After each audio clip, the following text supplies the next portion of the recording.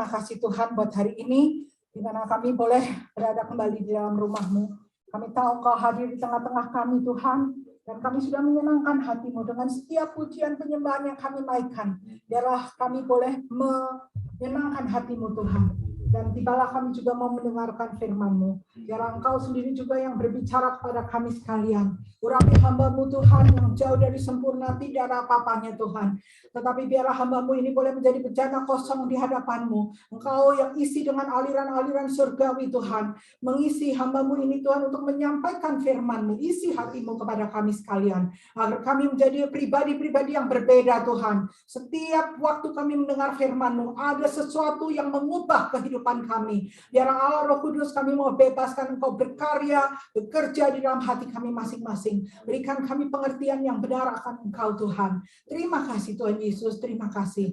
Kami serahkan Tuhan pemberitaan firman-Mu ini ke dalam tangan-Mu. Dan biarlah Tuhan kami mau bersatu hati mengusir segala kuasa-kuasa kegelapan yang akan mengganggu jalannya pemberitaan firman-Mu. Kami mau katakan, kami usir keluar di dalam nama Yesus. Dan kami mau izinkan Tuhan, Engkau Allah Roh Kudus berkarya bebas dalam hati kami masing-masing. Terima kasih Bapak, kami mau sambut pemberitaan firman-Mu di dalam satu nama, di dalam nama Tuhan Yesus Kristus. Mari yang percaya kita katakan, amin. Silakan duduk saudara sekalian, puji Tuhan, kita boleh kembali lagi berada di rumah Tuhan. Sebentar ya, saya mau ambil clicker dulu.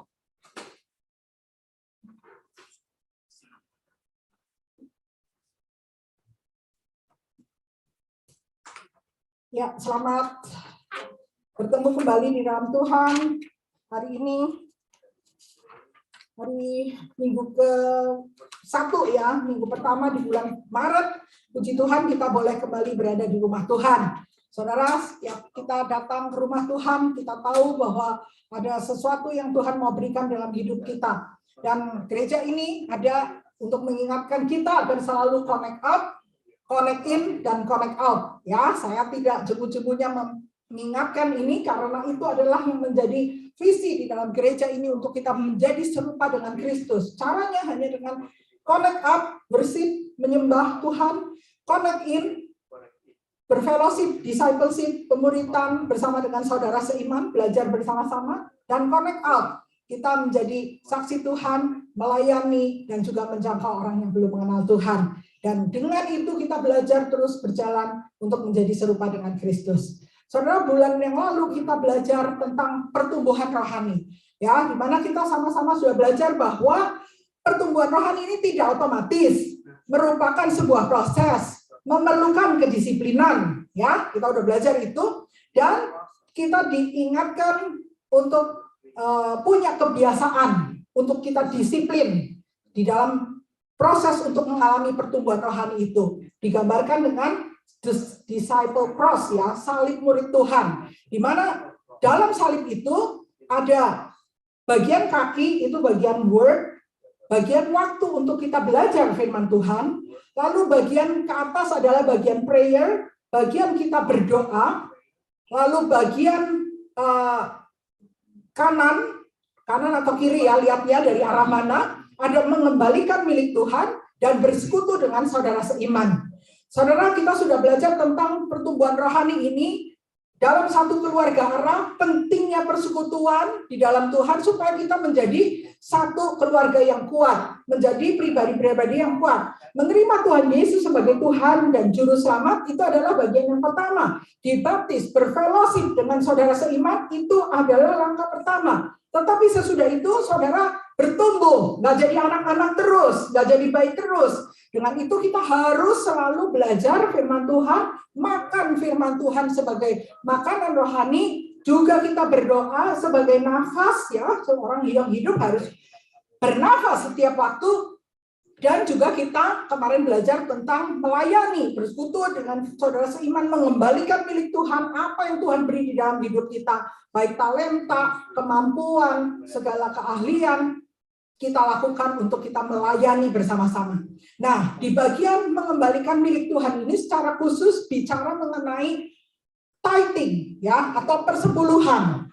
Dan hari ini saya rindu memberikan bagian yang terakhir ini menghormati Tuhan dengan persepuluhan. Saudara, mungkin ini adalah waktu yang ditunggu-tunggu ya, saudara. 1 tahun ini kapan ini Ibu Grace akan bicara mengenai mengembalikan milik Tuhan, persepuluhan. Saudara, ini harus ditunggu-tunggu. Ada yang menunggu nggak? Atau ada yang kaget, waduh, ini lagi, gitu ya. Saudara, kalau saudara ada di tempat ini saat ini dan mendengarkan firman Tuhan ini adalah satu kesempatan Tuhan mau bicara kepada saudara untuk kebaikan saudara. Ya, sebagai gembala di ICCC saya tidak punya kepentingan dalam hal ini, ya, karena kami melayani secara volunteer di sini.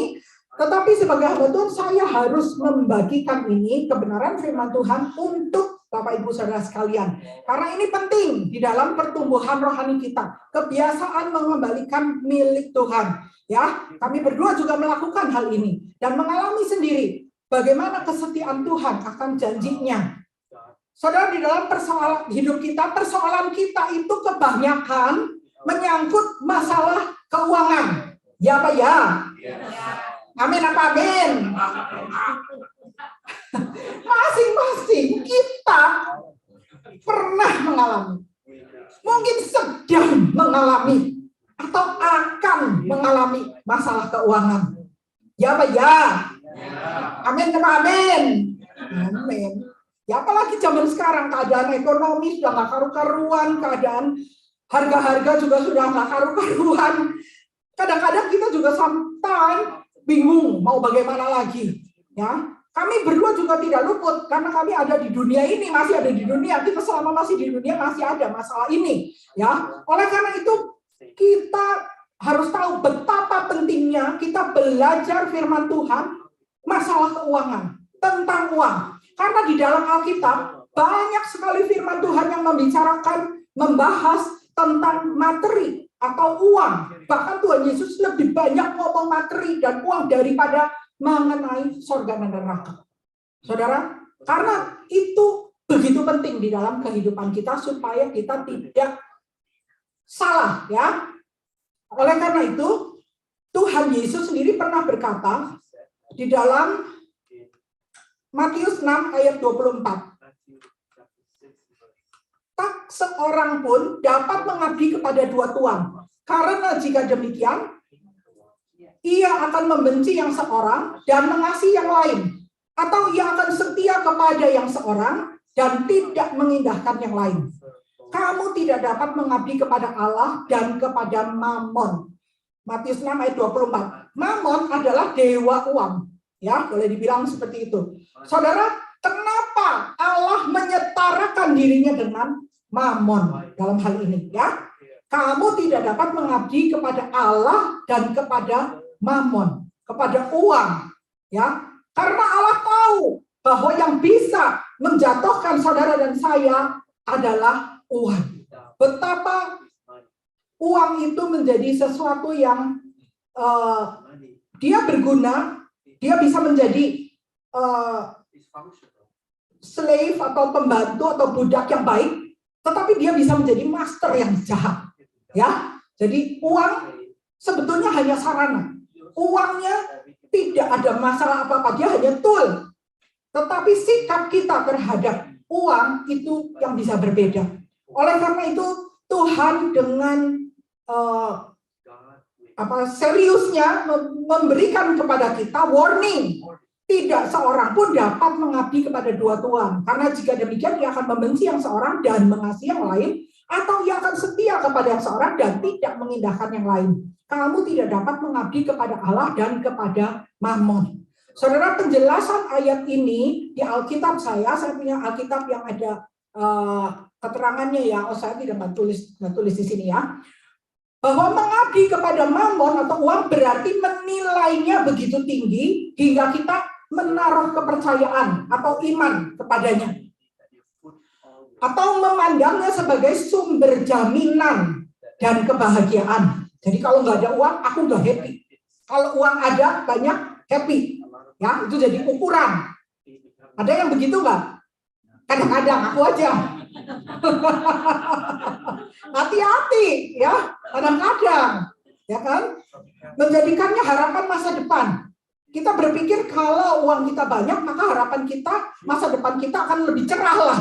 Begitu. Tapi kalau nggak ada uang, retirement, bokeh, kita waduh repot nih. Gitu kan.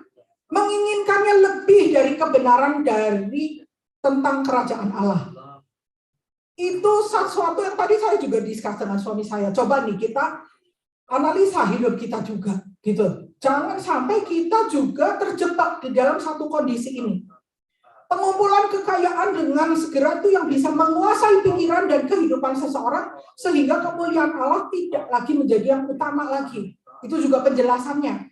Jadi ada kemungkinan buat saudara dan saya yang hidup di zaman ini tidak terasa, walaupun kita ada di gereja, walaupun kita melayani Tuhan, walaupun kita melakukan segala macam aktivitas gereja ini, orang-orang Kristen, tetapi pikiran kita bisa terjebak di dalam masalah ini. Saudara dan saya tidak harus di dalam keadaan kaya atau berkelimpahan untuk tidak jatuh dalam dosa ini, mengabdi kepada Mamon. Saudara dan saya juga tidak harus dalam kondisi miskin, tidak punya apa-apa atau kekurangan untuk jatuh di dalam dosa ini. Semua kita rentan terhadap masalah mengabdi kepada Allah atau kepada Mamon, ya, karena itu sangat-sangat mungkin terjadi di dalam kehidupan kita. Oleh karena itu kita harus waspada. Nah, oleh karena itu Tuhan memberikan cara bagi kita untuk mengatasi masalah ini. Saudara, urusan dosa, Tuhan Yesus sudah mati di atas kayu salib. Urusan dosa, ya, darahnya sudah menebus dosa saudara dan saya. Tetapi kita yang sudah ditebus oleh darah Yesus, sekali lagi tidak berhenti sampai di situ. Kita harus menjaga keselamatan yang Tuhan sudah berikan dengan takut dan gentar. Menjaganya, mengisinya dengan apa yang kita harus lakukan. Kehendak Tuhan. Melakukan yang baik, kebaikan, menolong orang dan lain-lain, ya, menuruti firman-Nya, menyenangkan hatinya. Seseorang pernah berkata bahwa obat untuk menawar materialisme, ya, memikirkan uang aja, memikirkan materi aja dan lain-lain adalah tithing and giving. Saudara mungkin kaget, apa betul? Ya, gitu ya. Nah, hari ini saya akan membawakan tentang tithing saja, ya, khusus mengenai tithing sebagai bagian dari salib Kristus tadi, ya. Tithing, mengembalikan milik Tuhan. Saudara, mari kita baca firman Tuhan di dalam Maleakhi 3 ayat 6 sampai 12 ini. Maleakhi 3 ayat 6 sampai 12, perikopnya adalah pembayaran persembahan persepuluhan menyenangkan hati Allah. Saudara, hari ini kita belajar bahwa pembayaran persembahan persepuluhan menyenangkan hati Allah. Ya, ayat itu berkata dari 6 sampai 12, jadi kita giliran aja. Saya baca yang genap, saudara baca yang ganjil, ya. Bahwasanya aku Tuhan tidak berubah dan kamu Bani Yakub tidak akan lenyap. Kamu telah menyimpang dari ketetapanku dan tidak melihara. Kembalilah kepadaku, maka aku akan kembali kepadamu. Firman Tuhan semesta alam, tetapi kamu berkata, dengan cara bagaimana kami kembali. Bolehkah manusia menipu Allah? Namun kamu menipu aku. Tetapi kamu berkata, dengan cara bagaimanakah kami menipu engkau? Mengenai persembahan persepuluhan dan persembahan khusus.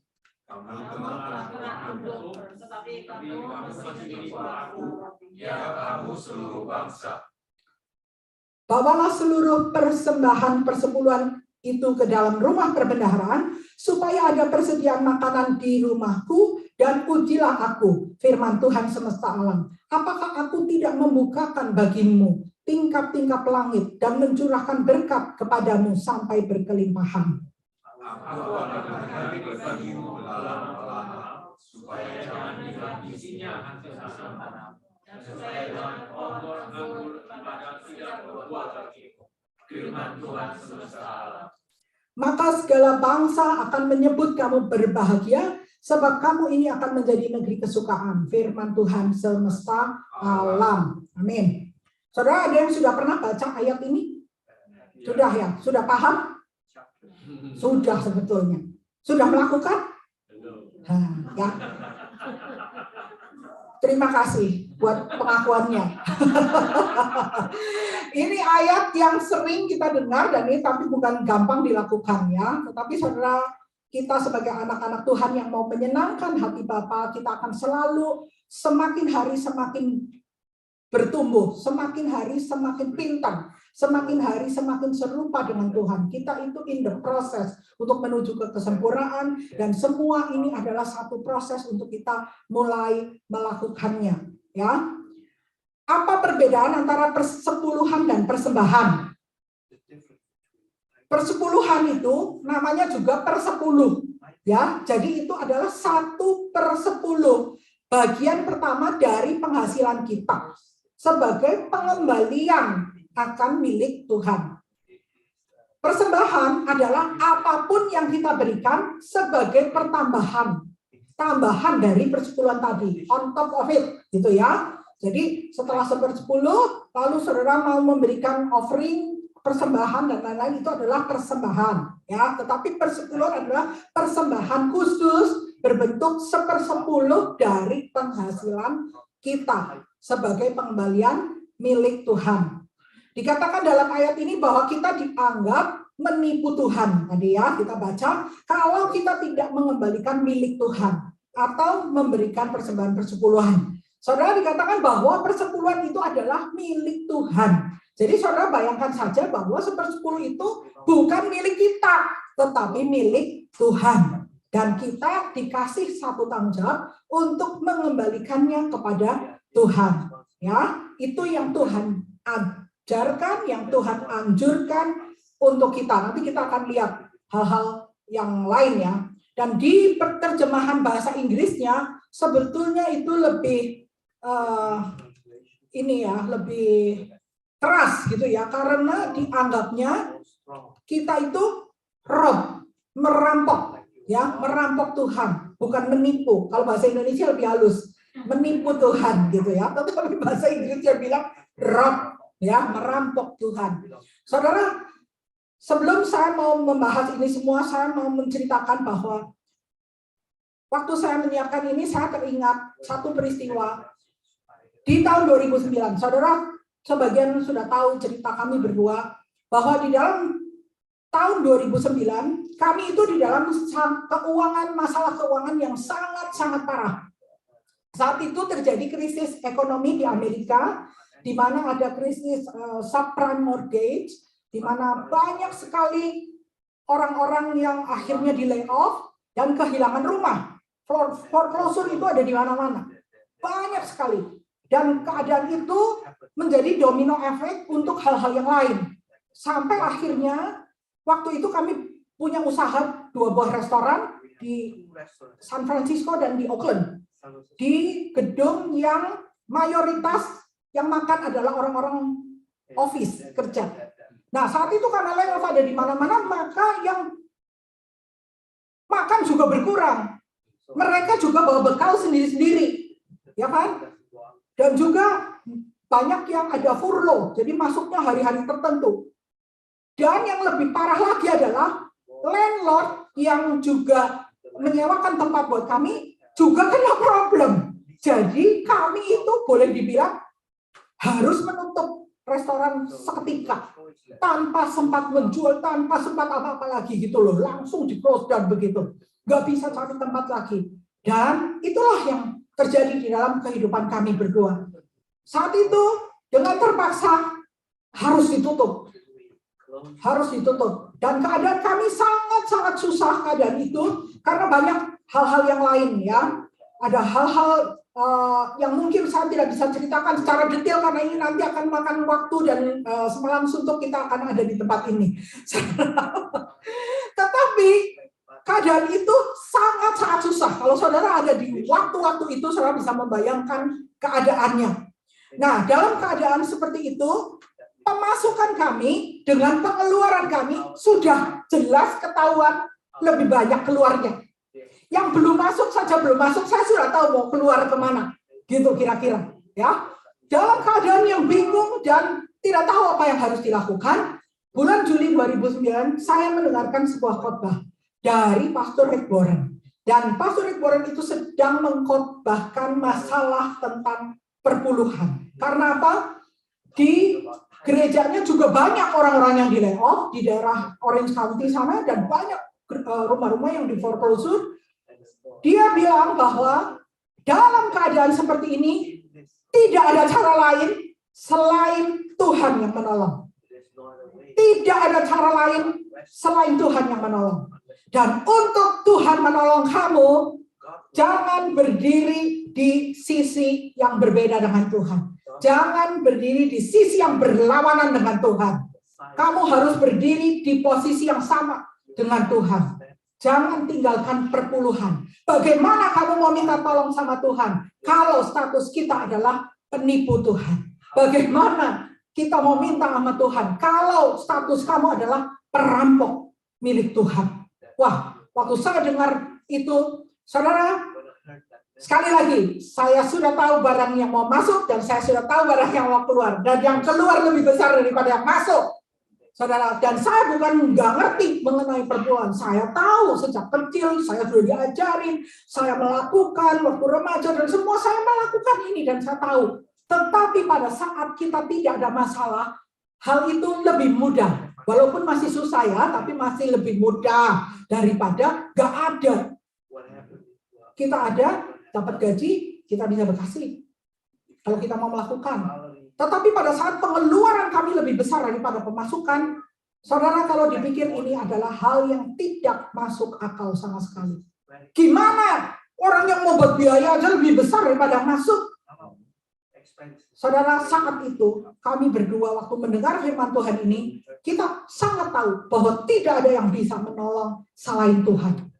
Dan saya sama suami saya benar-benar mengambil keputusan waktu itu, kesepakatan bahwa apapun yang terjadi, maka kami akan mendahulukan, mengembalikan milik Tuhan.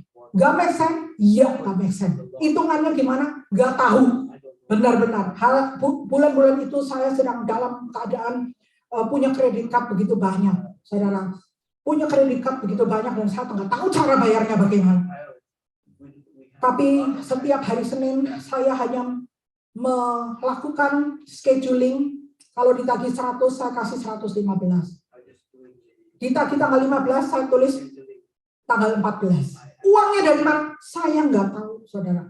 Dan keadaan kami sangat-sangat susah sampai kami harus makan Indomie dan hotdog Costco. Saudara, kami sangat-sangat susah keadaannya. Tetapi sekali lagi kami mengambil keputusan. Dahulukan.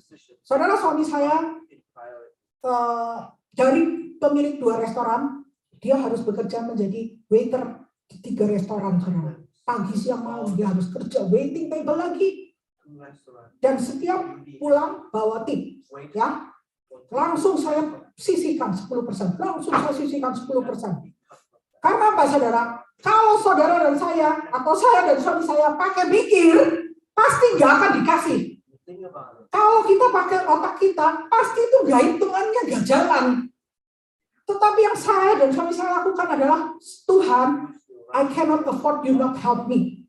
Saya tidak bisa, Tuhan, berjalan di dalam masalah ini tanpa Engkau menolong aku. Aku sangat membutuhkan pertolonganmu. Dan aku tidak mau menjadi penipu dan pencuri milik Tuhan.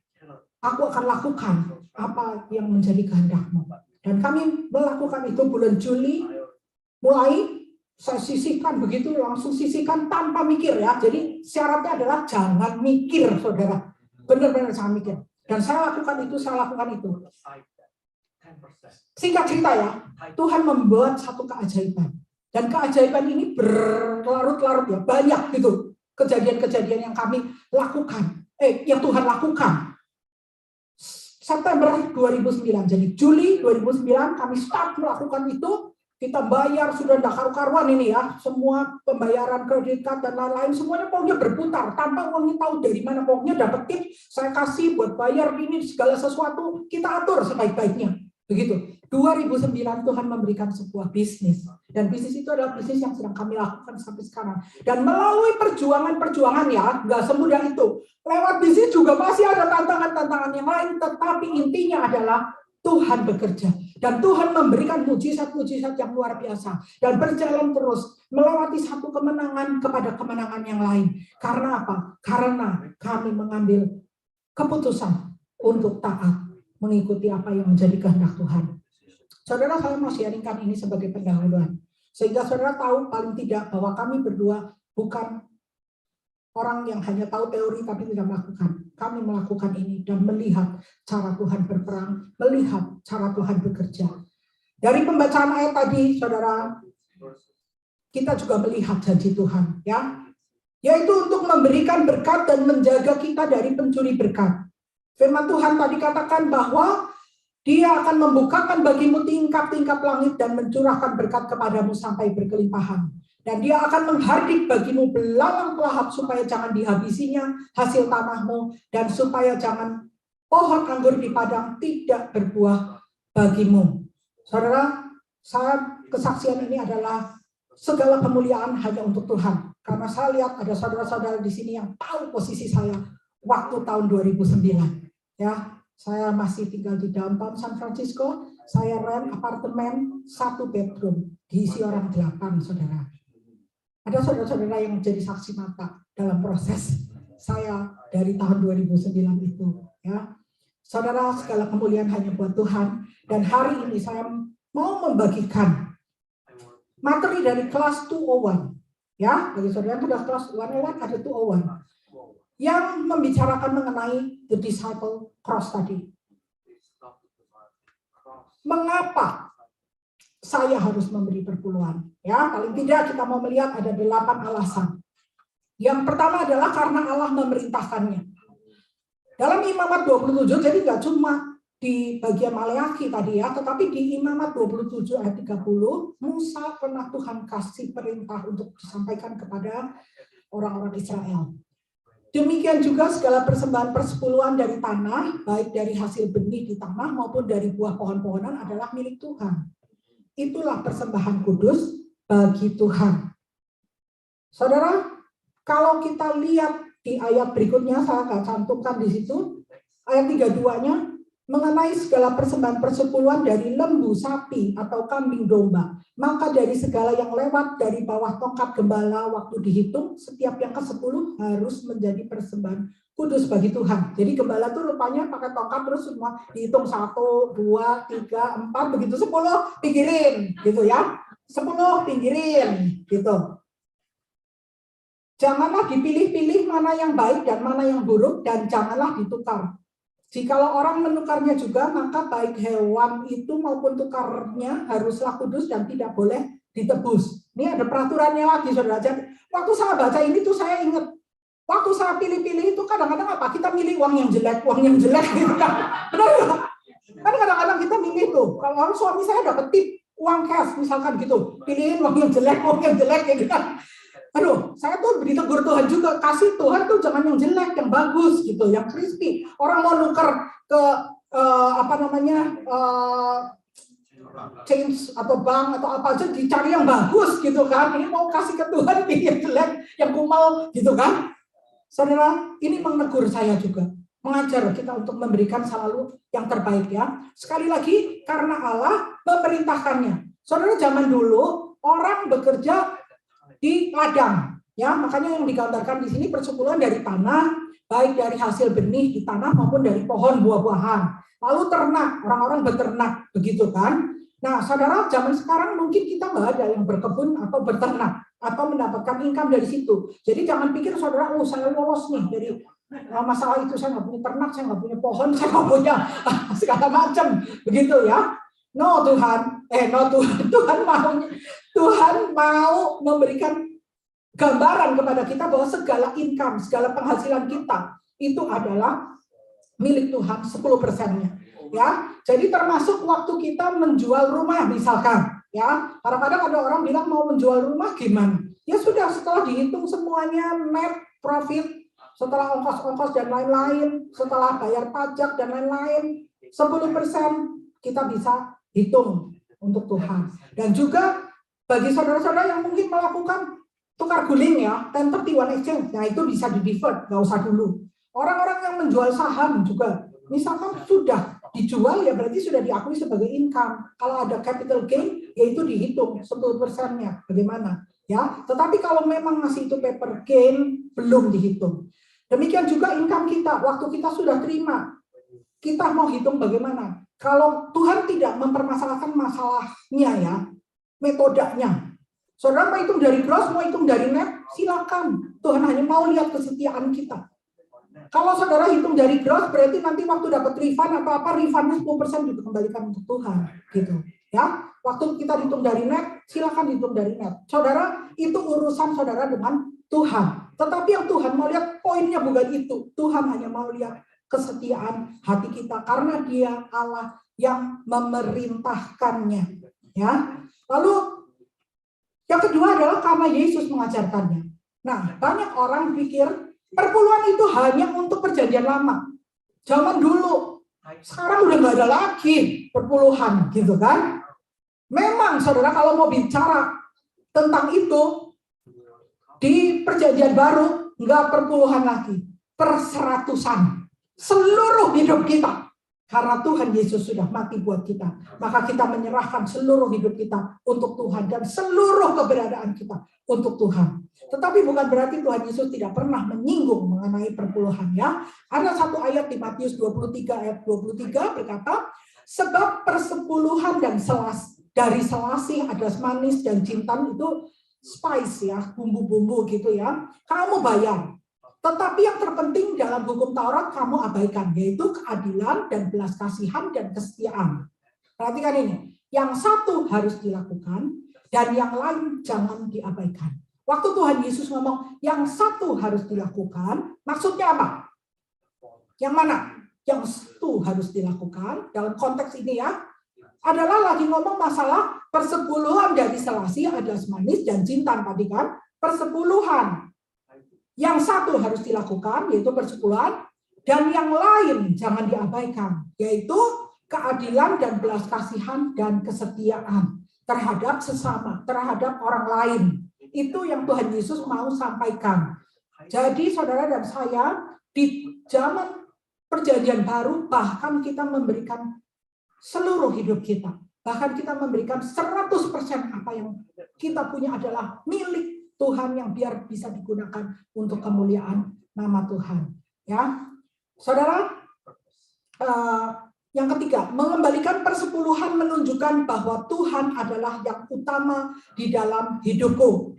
Dikatakan di situ supaya engkau belajar untuk selalu takut akan Tuhan Allahmu. Takut di sini adalah respect, hormat kepada Tuhan. Ya, makanya saya juga mengambil judul tadi ya, menghormati Tuhan dengan persepuluhan. Mengembalikan persepuluhan menunjukkan bahwa Tuhan adalah yang utama di dalam kehidupan kita. Sebetulnya Tuhan tidak butuh uang kita.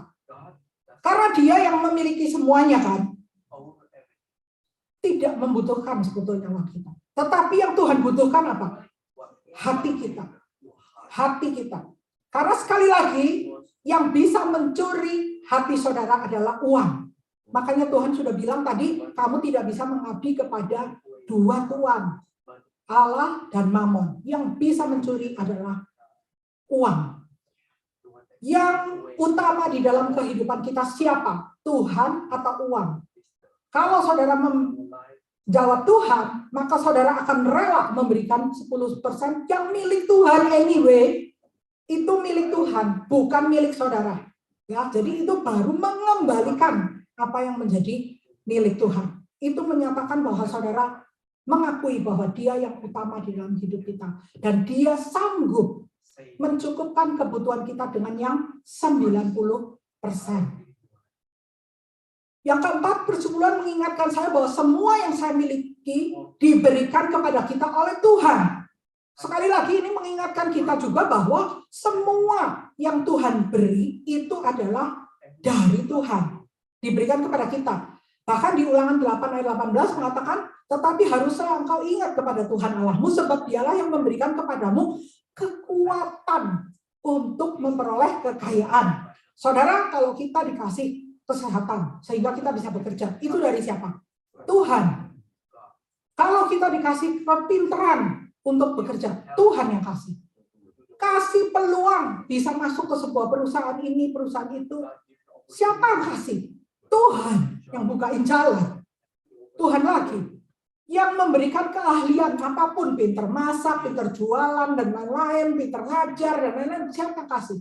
Tuhan lagi. Segala sesuatu kita harus akui bahwa semua yang kita miliki, semua yang kita punya adalah milik Tuhan. Persepuluhan mengingatkan kita kembali bahwa apa yang kita punya adalah sekali lagi milik Tuhan. Lalu persepuluhan menunjukkan terima kasih saya kepada Tuhan. Kemarin pas Pendeta Antonius juga mengungkap ayat ini ya, Mazmur 119 ayat 12. Bagaimana akan kubalas kepada Tuhan segala kebajikannya kepadaku? Saudara, perpuluhan hanya diberikan kalau saudara punya income. Kalau nggak punya income nggak usah beli. Ya, kalau nggak kerja, ya apa yang mau dihitung? Nggak ada, ya kan? Tapi kalau ada income, rental properti itu income. Walaupun kita nggak kerja, tapi kita dapat kan rental itu income. Jadi pemasukan income, segala sesuatu yang sudah diakui sebagai income itu yang Tuhan minta 10%-nya, ya. Jadi menunjukkan terima kasih saya kepada Tuhan. Terima kasih buat segala kebajikan Tuhan, kebaikan Tuhan. Semua yang Tuhan sudah izinkan kita terima sebagai income. Jelas ya saudara? Jadi kalau saudara sedang tidak bekerja, tidak punya income, gak usah beri perpuluhan. Lalu keenam, Tuhan berkata bahwa tidak memberi perpuluhan itu adalah menipu Tuhan. Ya, ini ayat yang tadi kita baca juga. Bolehkah manusia menipu Allah? Namun kamu menipu aku. Tetapi kamu berkata, dengan cara bagaimanakah kami menipu engkau? Mengenai persembahan persepuluhan dan persembahan khusus. Tuhan bilang begitu. Ya, nah ini yang paling ngeri saudara. Dan paling gawat kalau kita dianggap menipu. Padahal kita nggak merasa menipu. Saudara selama ini merasa menipu Tuhan kan? Tapi kalau tidak memberikan perpuluhan, katanya menipu. Gitu loh. Ya kan? Jadi itu gawat kan? Aduh Tuhan maaf dah, maaf. Apalagi kalau kita itu sedang dalam membutuhkan pertolongan Tuhan. Itu yang waktu itu saya dan suami saya sangat mengingatkan, sangat membuat kami berpikir berbeda begitu ya. Wah benar juga. Gak mungkin kita berseru-seru minta tolong sama Tuhan gini, tapi posisi kita adalah menipu dan merampok bahkan ya kalau bahasa Inggris katakan merampok Tuhan. Jadi benerin dulu posisi kita. Jadi posisi kita ada di posisi yang sama dengan Tuhan. Sehingga pada saat kita berseru kepada Tuhan tidak ada penghalang-penghalang apapun yang akan menjadi penghalang kita. Kita ada di dalam satu sisi yang sama sehingga Tuhan nanti yang akan berperang buat kita. Saya sudah melihat saudara bahwa Tuhan yang berperang itu luar biasa. Apa yang tidak mungkin terjadi bisa terjadi. Dan by the way saudara, bulan September kami mau ambil alih bisnis itu. Tahun 2010 hutang bisnis kami lunas semua. Dan tahun 2011 hutang kredit kami lunas semua saudara. Tidak ada yang satu pun tidak terbayar. Tidak ada satupun yang pernah terlambat membayar. Dan itu terbayar semua. Itu ratusan ribu US dollar saudara. Angkanya besar sekali. Hanya karena mujizat Tuhan. Hanya karena Tuhan yang berperang buat kami. Kami punya detail-detail kesaksiannya. Dan saudara kalau saya ceritakan saudara akan lihat siapa itu yang berperang kalau nggak bukan Tuhan. Dan saudara di saat itu semua orang di foreclosure. Kami tidak alami itu. Semua rumah-rumah itu Tuhan jaga sampai sekarang. Kalau saya boleh bilang sampai sekarang ya. Ada beberapa yang sudah berubah posisi. Tetapi Tuhan jaga sampai sekarang. Semua ada yang sewa, ada yang sewa, ada yang sewa. Dan 1.000 rebah di sebelah kiri. 10.000 rebah di sebelah kanan. Dan saat itu gelombang foreclosure luar biasa. Kami sudah angkat tangan. Nggak tahu nih bagaimana caranya mengatasi. Minta loan modification gak dikasih, minta ini gak bisa, saya harus bayar dengan kredit card maju dan lain-lain semuanya. Tetapi Tuhan yang jaga semuanya. Complicated sekali kondisi kami berdua. Tetapi intinya adalah 2010-2011 Tuhan buat mujizat yang luar biasa sehingga itu selesai semuanya dan rumah-rumah itu tetap ada, tetap berdiri, tetap Tuhan jaga. Bahkan tahun 2012 saya bilang Tuhan maaf ya, dulu I won terus gitu ya, I won. Now I need. Ingat, saya masih tinggal di 1 bedroom apartemen di San Francisco saat itu. dengan 8 orang ada di dalam. Saudara bisa bayangkan, kamar mandi cuma 1. Saudara, ada keluarga adik saya, ada mami saya datang, anak lahir lagi, adik saya punya anak lagi, 8 saudara. Tetapi saat itu saya bilang, Tuhan, kalau boleh Tuhan, kami perlu rumah. Dan tahun 2012 itu Tuhan berikan rumah di Brentwood. Saudara, satu hal yang luar biasa yang Tuhan berikan di dalam kehidupan kami sebagai satu bukti kesaksian bahwa janjinya ya dan amin. Kalau dia mau membuka tingkap-tingkap itu, saudara akan melihat tingkap-tingkap yang terbuka. Dan waktu saudara menjalankan ini, dia akan membuat belalang-belalang pelahap ya, itu akan pergi. Ya, saya banyak mungkin pernah bercerita kepada saudara-saudara bagaimana kami sulit sekali. Orang-orang yang nggak mau bayar dan lain-lain, itu belalang pelahapnya ada. Tetapi cara Tuhan membuat itu semua akhirnya orang bisa bayar. Orang mau membayar, kembalikan, dan lain-lain. Semua ya, itu hanya karena Tuhan. Lalu yang ketujuh, memberi persepuluhan akan memberi Tuhan kesempatan untuk menunjukkan bahwa Dia ada. Dan rindu untuk memberkati Anda. Sekali lagi ayat ini, bawalah seluruh persembahan persepuluhan itu ke dalam rumah perbendaharaan, supaya ada persediaan makanan di rumahku dan ujilah aku. Firman Tuhan semesta alam. Apakah aku tidak membukakan bagimu tingkap-tingkap langit dan mencurahkan berkat kepadamu sampai berkelimpahan? Saudara, satu-satunya ayat di Alkitab yang mengizinkan kita untuk menguji Allah adalah di ayat ini. Dalam hal perpuluhan. Hanya ada satu yang Tuhan bilang, ujilah aku. Firman Tuhan semesta alam. Saudara, tapi ayat ini saya juga mengatakan jangan saudara pakai untuk memanipulasi atau menyalahgunakan. Ya, jadi ada orang yang sempat mengatakan ini seperti kayak judi Kristen. Kayak judi Kristen. Saya tanam 100. Saya minta jadi 1000 Tuhan. Nuntut lama-lama sama Tuhan gitu ya. Jangan jadi itu. Tetapi motivasi hati kita harus benar. Bukan kita mau mengharapkan dengan menuntut kepada Tuhan untuk Tuhan mengembalikan sekian persen seperti itu ya. Tetapi datanglah kepada Tuhan waktu kita mengembalikan milik Tuhan dengan satu hati motivasi untuk mentaati perintah Tuhan. Tuhan, aku nggak tahu keadaanku keadaan yang juga tidak memungkinkan, tetapi aku hanya mau setia, aku hanya mau mengikuti apa yang menjadi kehendak-Mu, dan aku mau mempersembahkan, mengembalikan apa yang menjadi milik-Mu ini. Datang dengan tulus, dengan motivasi. Nanti itu urusan Tuhan. Mau caranya membuka tingkap langit, mau caranya dia melakukan sesuatu, itu terserah Tuhan. Kapan waktunya juga terserah Tuhan. Ya, jangan menuntut kita. Tetapi kita biarlah datang menunjukkan bahwa hati kita itu adalah hati yang mau taat kepada Tuhan. Hati yang percaya bahwa dia bisa memelihara dengan 90% yang sisa. 90% yang sisa itu bisa menjadi berkat buat kita. Waktu 10% itu kita serahkan kepada Tuhan. Daripada kita punya 100% tetapi kita punya kantong yang bolong, kita punya belalang-belalang pelahap, dan lain-lain, ya. Ada lagi masalah ini, ada lagi masalah itu, sakit, masalah dirampok, masalah kehilangan, masalah ini, masalah itu. Itu namanya kantong yang bolong, ya. Ada firman Tuhan mengenai itu juga, ya, saudara. Sekali lagi Tuhan mau menunjukkan kepada kita bahwa Dia ada. Yang ke-8, persepuluhan membuktikan bahwa saya mengasihi Tuhan. Firman Tuhan dalam Yohanes 14 ayat 15, jikalau kamu mengasihi aku, kamu akan menuruti segala perintahku. Dan biarlah melalui kita menaati apa yang menjadi kehendak Tuhan, kita menunjukkan bahwa kita juga mengasihi Tuhan. Saudara, apa yang harus kita berikan di dalam perpuluhan? Adalah yang pertama dari bagian yang saya dapatkan bukan sisa-sisanya. Jadi bukan setelah dipotong mortgage, dipotong biaya sewa dan segala macam, tinggal sisanya.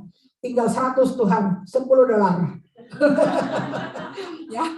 Amsal 3 ayat 9 sampai 10 dikatakan, muliakanlah Tuhan dengan hartamu dan dengan hasil pertama dari segala penghasilanmu. Ya, firman Tuhan juga ada yang mengatakan tentang buah sulung adalah gaji pertama. penghasilan pertama, ya. Waktu kami bekerja melakukan apa, kami menerapkan juga, ya, gaji pertama persembahkan untuk Tuhan. Itu buah sulung yang memberikan hasil pertama. Kemana saya harus memberi perpuluhan saya? Ke tempat saya beribadah. Bawalah seluruh persembahan persepuluhan itu ke dalam rumah perbendaharaan. Jadi saya mau mengklarifikasi di sini, saudara. Di firman Tuhan itu dikatakan ke rumah perbendaharaan. Jadi rumah Tuhan yang ada bendaharanya, yang keuangannya itu diatur dengan baik, gitu ya. Bukan diberikan kepada pendeta atau hamba Tuhan. Ini perpuluhan ya. Saya bicara mengenai perpuluhan. Bukan kepada pendeta atau hamba Tuhannya, tetapi kepada rumah Tuhan yang ada perbendaharaannya supaya bisa dikelola. Ya. Kalau persembahan kasih itu boleh. Ya, persembahan beda. Saudara mau berikan ke charity, ke Salvation Army, kemana, gitu terserah. Gitu ya. Tetapi perpuluhan itu adalah ke rumah Tuhan yang ada perbendaharaannya. Persembahan, kasih dan lain-lain, saudara mau kasih hadiah ulang tahun buat saya boleh. Mau kasih makanan buat saya juga boleh, gitu ya. Jadi itu persembahan kategorinya, bukan perpuluhan. Itu saja yang saya mau klarifikasi buat saudara, dan biarlah setiap hari kita itu makin hari makin better, makin hari makin baik di hadapan Tuhan, makin hari kita makin dewasa, sehingga suatu hari Tuhan akan mempercayakan kepada saudara. Siapa sih yang nggak mau mempercayakan kepada anak-anaknya? Pasti mau mempercayakan kepada anak-anaknya. Tapi anak-anaknya juga yang harus bisa dipercaya juga. Benar nggak? Bapak kita di sorga adalah pemilik segala sesuatunya.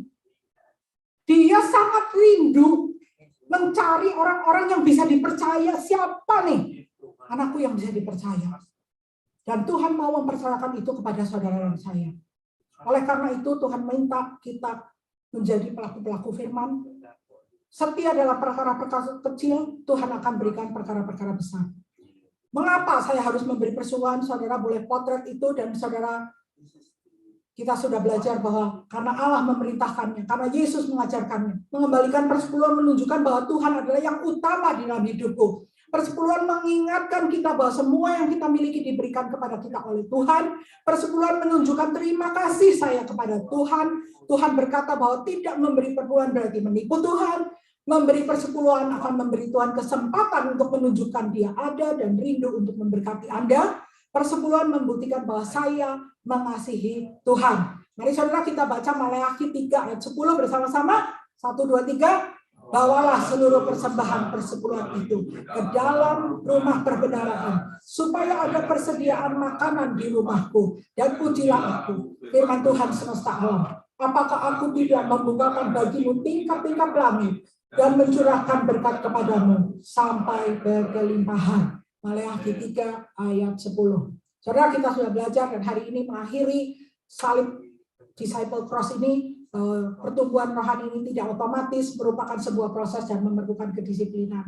Saudara dan saya, mari kita sama-sama disiplin. Mari kita sama-sama mengingatkan satu dengan yang lain. Melakukan kebiasaan untuk, sekali lagi, firman Tuhan, waktu untuk firman Tuhan. Ya, setiap hari. Devotion yang dikirim, baca. Berdoa, ada saat teduh. Ketemu Tuhan dulu sebelum melakukan hal-hal yang lain. Mengembalikan milik Tuhan, apa yang tadi kita sudah pelajari, dan bersekutu dengan saudara seiman. Saudara, di sini ada small group, dan small group kita itu membantu untuk saudara dan saya bisa bertumbuh. Ya, saya juga sedang berpikir dan saya juga sedang berdiskusi dengan Bu Hana dan mau berdiskusi juga dengan teman-teman yang lain. Bagaimana kalau setelah Paskah nanti kita punya small group yang secara khusus mungkin lebih membicarakan mengenai balancing the financial life in our life. Gitu loh. Kita mengatur masalah bagaimana kita menjalani kehidupan, karena ada buku dan grup Concord sudah melakukan itu, ya. Grup Concord dengan setia sudah melakukan itu, dan saya rasa membawa berkat buat kita semua, apalagi dalam menghadapi dunia seperti ini. Sekarang kita harus pandai-pandai mengatur keuangan kita dan bagaimana kita juga melakukan apa yang Tuhan mau, agar kita menjadi anak-anak Tuhan yang diberkati untuk menjadi berkat. Amin, saudara. Amin. Tuhan Yesus sudah memberkati kita dengan mati di atas kayu salib. Segala apa yang kita lakukan, it's nothing. Kalau cuma untuk memberikan 10% dari apa yang menjadi milik Tuhan anyway. Saudara, biarlah itu bukan menjadi sesuatu yang memberatkan buat kita. Karena Tuhan Yesus sudah memberikan seluruh hidupnya, bahkan untuk saudara dan saya. Dan sebentar kita akan mengikuti perjamuan suci. Kita akan siapkan hati kita juga. Karena salibmu, kita nyanyikan lagu ini sambil merenungkan firman Tuhan dan menyiapkan hati saudara untuk menerima elemen perjamuan suci ini, memasuki perjamuan suci.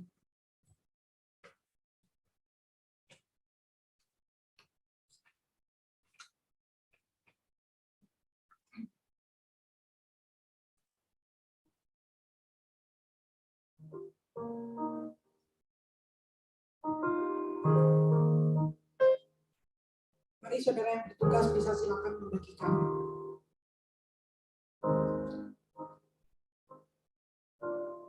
Hanya Kau Tuhan di hidupku, Kau beri hidup yang baru. Darah-Mu menyucikan, pulihkan hatiku. Ku nyatakan Kau segalanya. Engkaulah sumber kuasa-Mu sanggup menyembuhkan. Jiwaku berserah hanya kepadamu, Yesus, Kau segalanya. Karena salibmu,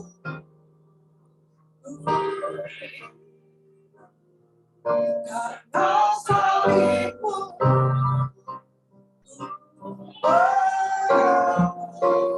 Engkau yang berkuasa sanggup untuk melakukan mujizat-Mu. Karena salibmu,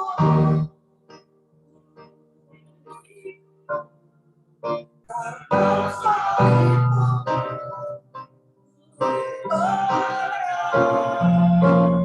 Engkau yang berkuasa sanggup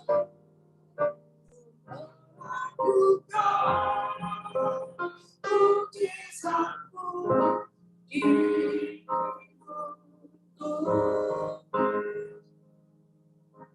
Mari saudara kita berdiri, kita nyanyikan lagu ini. Kita semua memerlukan mujizat Tuhan di dalam hidup kita. Dan mujizat yang terbesar yang Tuhan sudah berikan adalah penebusan dosa kita di atas kayu salib. Keselamatan itu adalah mujizat terbesar yang Tuhan berikan buat kita dan kita bersyukur karenanya. Dan kalau ada mujizat-mujizat yang lain yang sedang saudara tunggu, sedang saudara nantikan, mungkin itu adalah kesembuhan dari sakit penyakit. Mungkin itu adalah pemulihan di dalam hubungan dengan orang lain. Mungkin itu adalah pemulihan di dalam keuangan. Mungkin itu adalah kesempatan untuk mendapatkan status di Amerika.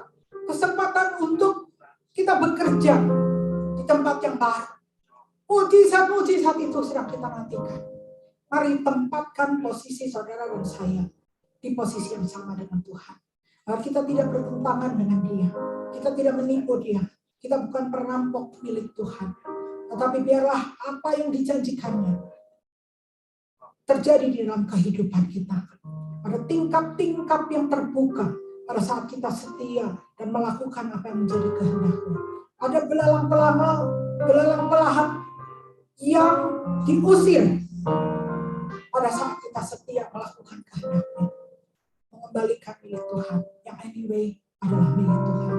Sebagai bukti bahwa hati kita tidak melekat kepada harta benda keuangan kita, tetapi lebih kepada Allah sebagai sumber, segala sumber kehidupan kita. Dia yang bisa menjadikan segala sesuatu yang tidak ada menjadi ada. Dia Allah yang sanggup memberikan apa yang saudara dan saya butuhkan. Dia Allah Jehovah Rafa, penyembuh kita. Dia adalah Allah Jehovah Jireh, Allah yang menyediakan kebutuhan kita. Dia Jehovah Nisi, panji keselamatan kita, tempat kami berlari, kita berlari dan mendapatkan keselamatan. Dan dia adalah Jehovah Shalom, Allah yang memberikan damai sejahtera bagi kita. Terima kasih Tuhan buat semuanya. Terima kasih.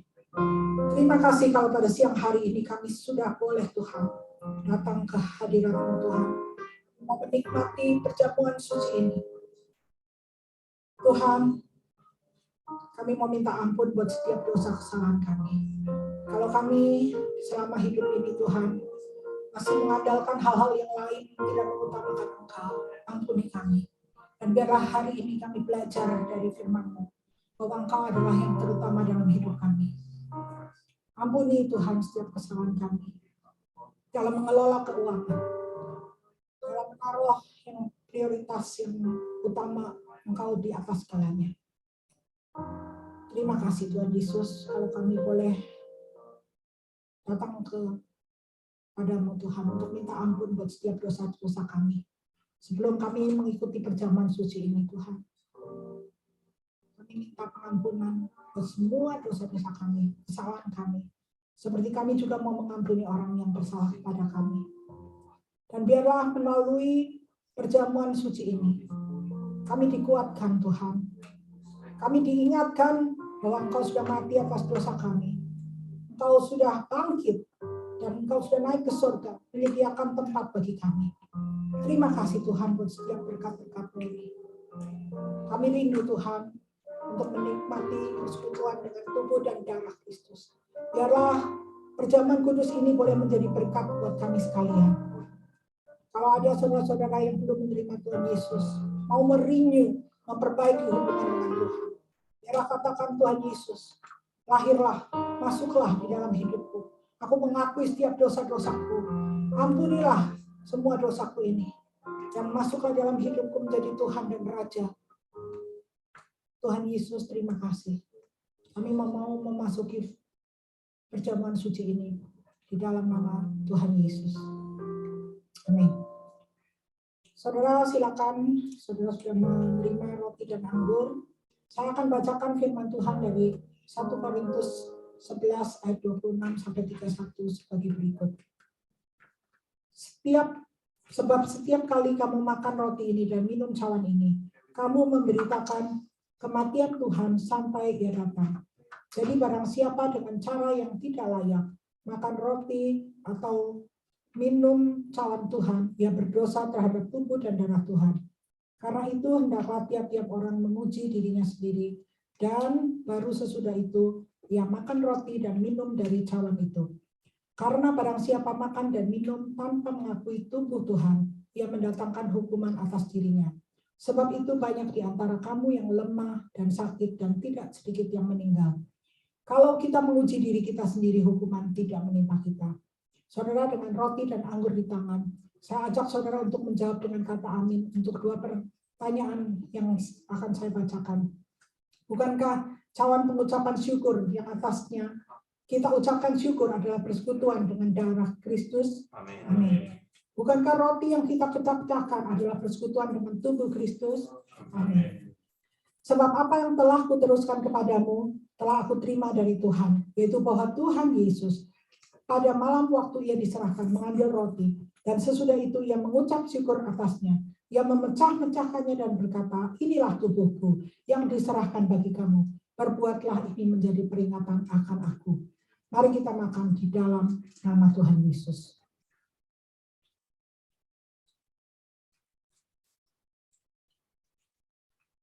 Demikian juga ia mengambil cawan sesudah makan, lalu berkata, cawan ini adalah perjanjian baru yang dimeteraikan oleh darahku. Perbuatlah ini setiap kali kamu meminumnya menjadi peringatan akan aku. Mari kita minum di dalam nama Tuhan Yesus.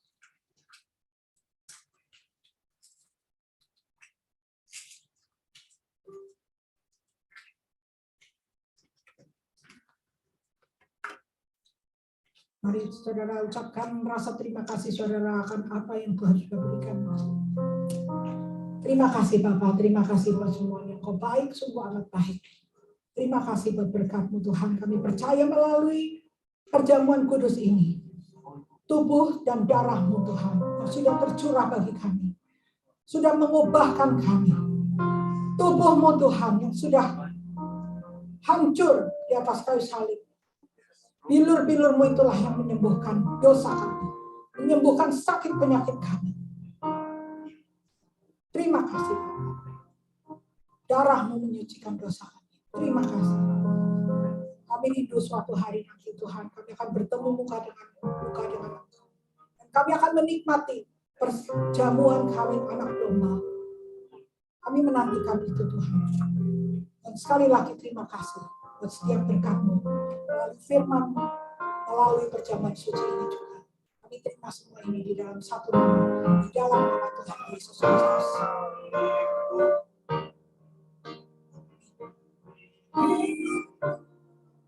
Kata salib dengan iman, Engkau yang berkuasa, Dia yang berkuasa, sanggup melakukan mujizat-Mu. Kata salib-Mu hidup. Kata salib-Mu menang Tuhan. Engkau yang berkuasa, sanggup melakukan mujizat-Mu di hidupku, di hidupku, di hidupku. Sekali lagi katakan, di hidupku. Terima kasih, mari kita berikan tepuk tangan yang paling meriah bagi Tuhan Yesus, Tuhan dan Juru Selamat kami yang hidup. Haleluya. Amin. Silakan duduk saudara. Puji Tuhan. Sekali lagi buat saudara-saudara yang datang dan juga lewat Zoom, lewat YouTube ya. Hari ini kita memulai live streaming lewat YouTube. Saya nggak tahu beberapa orang mungkin bisa akses, tapi saya tadi dapat message suaranya katanya masih agak kurang jelas. Ya, nggak apa-apa, kita lagi belajar ya. Kita perbaiki makin hari makin baik. Terima kasih buat semua yang sudah terlibat di dalam urusan multimedia pengembangannya ya. Nanti kita akan ada latihan-latihan di waktu yang akan datang. Happy birthday buat saudara-saudara yang ada di layar ini, di slide ya. Pak Joseph, anak Veronica, Ibu Betty, Ibu Ani, Saudara Samantha, dan juga Natasha ya, bulan Maret ini.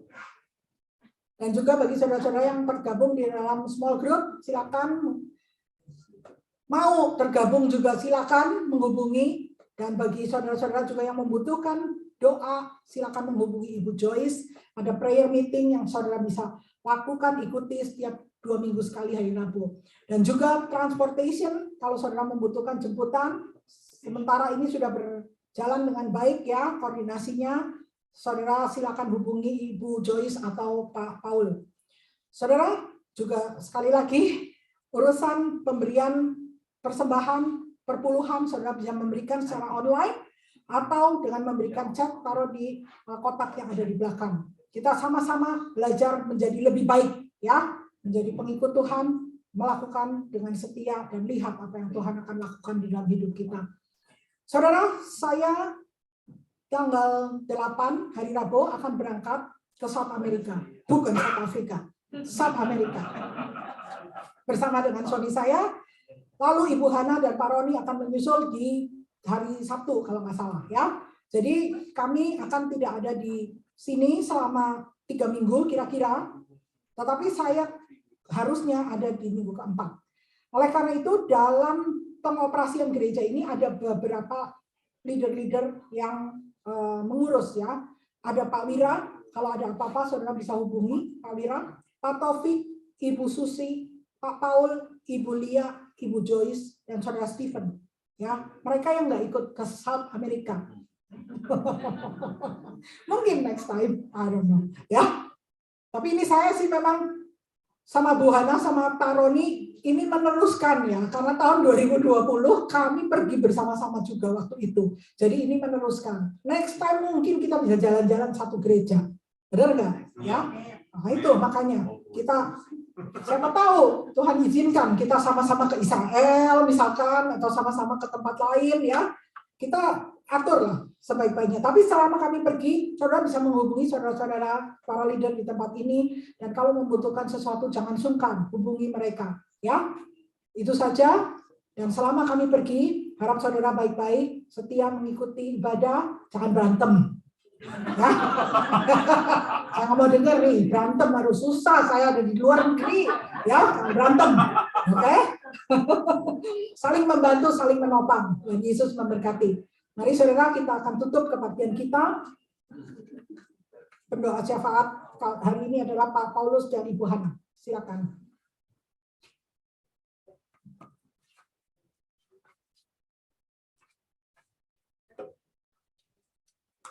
Langsung aja ya. Saya ajak jemaat untuk bangkit berdiri, kita akan berdoa syafaat. Mari kita arahkan hati kita dan pikiran kita berdoa bersama-sama untuk keperluan dan kepentingan daripada gereja ini dan juga jemaat Allah. Bapak, kami bersyukur untuk hari ini. Kami boleh mendengarkan firman-Mu dari hamba-Mu yang setia, Ibu Grace. Bapak, kami berterima kasih juga bahwa setiap firman yang sudah disampaikan boleh ada di dalam hati kami, di dalam pikiran kami, dan kami lakukan, Tuhan. Itu adalah hal yang benar. Bapak, tolong kami. Ada saat-saatnya kami tidak mampu untuk melakukannya. Tuhan kiranya memberikan kepada kami belas kasihan-Mu. Bantu kami supaya kami dalam setiap saat yang berikutnya kami bisa boleh melakukannya dengan baik. Bapak, kami bersyukur ya Tuhan untuk pimpinan-Mu dan semua berkat yang sudah kami terima sampai saat ini. Bapak, kami ingin berdoa bagi setiap jemaat yang ada di tempat ini, yang ada di sini saat ini ataupun yang mereka tidak dapat datang saat ini. Bapak, kami berdoa kiranya Engkau memberikan kepada mereka kekuatan dan kesempatan dan hati Tuhan untuk tetap bersandar dan melayani Engkau. Bapak, kami ingin berdoa juga Tuhan bagi kebutuhan daripada gereja ini.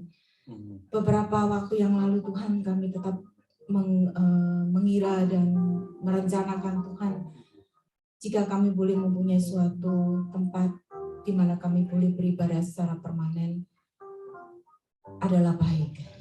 Bapak, kami ingin menyerahkan rencana ini di dalam tangan-Mu. Kami tidak tahu Tuhan apakah rencana ini adalah yang terbaik bagi kami, tapi kami merasa itu keperluan kami saat ini. Bapak, tolong berikan kepada kami hikmat kemana Tuhan kami akan pergi. Demikian juga Tuhan kesetiaan dan kesehatian di antara jemaat juga Tuhan, jika kami harus memutuskan nantinya kemana kami akan pergi. Bapak, sementara ini kami bersyukur tetap Tuhan untuk tempat ini yang sudah Kau sediakan. Bersyukur Tuhan untuk apa yang sudah Kau izinkan untuk kami pakai. Kami juga berdoa ya Tuhan bagi beberapa daripada kami yang seperti Ibu Grace sudah katakan tadi, mungkin kami sedang mencari pekerjaan. Bapak, tolong supaya kami tinggal di negara ini juga Tuhan tidak hanya berdiam diri Tuhan, tetapi kami berusaha untuk mencari. Dan kami tahu Tuhan saat-Mu adalah saat yang paling tepat. Dan kami tahu juga Tuhan perjalanan kami untuk mencari pekerjaan Tuhan mungkin tidak mudah karena kami not the majority in this country, Lord, but we know that you will help us. Tuhan Yesus akan menyediakan pekerjaan yang tepat bagi kami, dan Tuhan akan memimpin kami.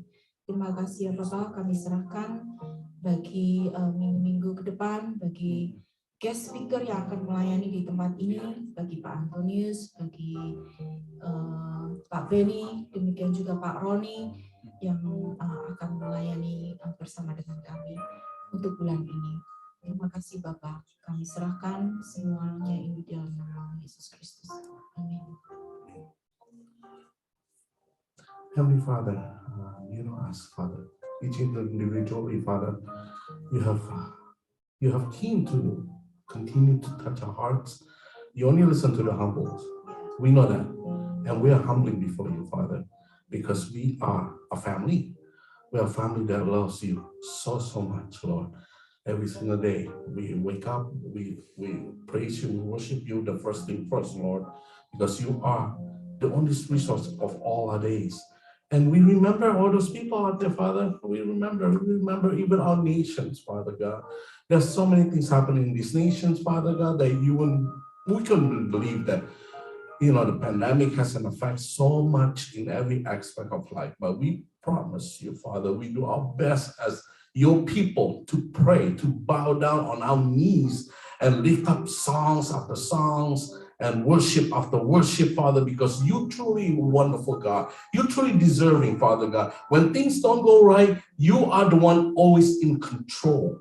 You are the control button and you are the driver of everything that is going to happen in these nations, in America, and also in Indonesia, Father, because, Lord, there's earthquakes happening, there is social injustice happening, there's a lot of inequalities happening, economic injustices happening around us, Father, as Pastor Grace has mentioned in this America. And also, Father, we remember there's an election coming, Lord. Election for the year, both in these nations, Father, in Indonesia and also in America. We don't know who's going to be the next president will be. We don't know who's going to be the leader of your choice, Father. That's what we want. We just want to put it under your feet, Lord, and that you will take care of it, because we plead with this humble heart. Lead us in the right path to be the nations of God, to be humble before you, and to love you unconditionally as you have loved us. That's who we are, Father God. We make you personally because you always want a personal, intimate relationship with us. And may the Holy Spirit guide the voting, Father. Guide all the economic and the dominoes of life, Father. That what we have when we put you first, Father, the future is all there is to it, Father. You hold the future. Because the next generation after us, Father God, needs your guidance. And that's what we're praying right now. The next generation needs your leadership. And the leadership you put in place, Father, in the coming years, Father, may it become one of your own choosing. And that's what we want, Father God. And we remember, when we look back and we remember all the things that you've done so great and so wonderful.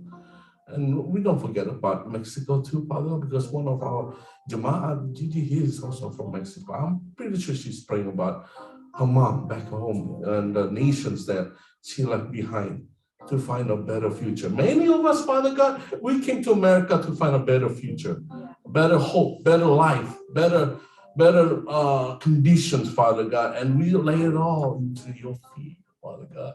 We lay it all because you are the greatest name ever lived, ever been praised, ever been worshipped.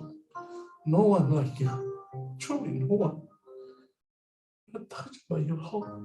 We're touched by the living hope that you have in Jesus Christ. That's our God. I'm pointing and we're pointing our hands to you, Lord. That's the God that we serve, our Jesus. And you are so proud of him. And then when we call upon his name, you will answer. Because these nations and all the nations around the world, especially the war in Ukraine, Father God, is still going on. But we pray it up right now because you know what the future holds in that nations too. Lord, the world is not getting better. We know that, but we trust you, Lord. That whatever when we left behind, Father, you'll be better for the future generations because we care so much and we love so much of what we want the best. Even though the coming of Jesus Christ is not evident yet, but we still trust that you always there in the moments of our needs. That we know for sure because we are a believer and we'll put it in faith in the name of Jesus Christ. Hallelujah. Amen. Mari arahkan hati saudara untuk menerima berkat Tuhan. Pulanglah dengan membawa berkat dari Allah Bapa dan kasih sayang dari Tuhan Yesus Kristus, persekutuan dengan Allah Roh Kudus yang akan menolong, menopang kita sekalian dari sekarang sampai selama-lamanya, bahkan sampai kedatangan Tuhan Yesus yang kedua kali nanti. Dan semua berkat ini kita terima di dalam satu nama, di dalam nama Tuhan Yesus Kristus. Dan mari yang percaya kita katakan amin. Segala kemuliaan buat Tuhan, Tuhan Yesus memberkati.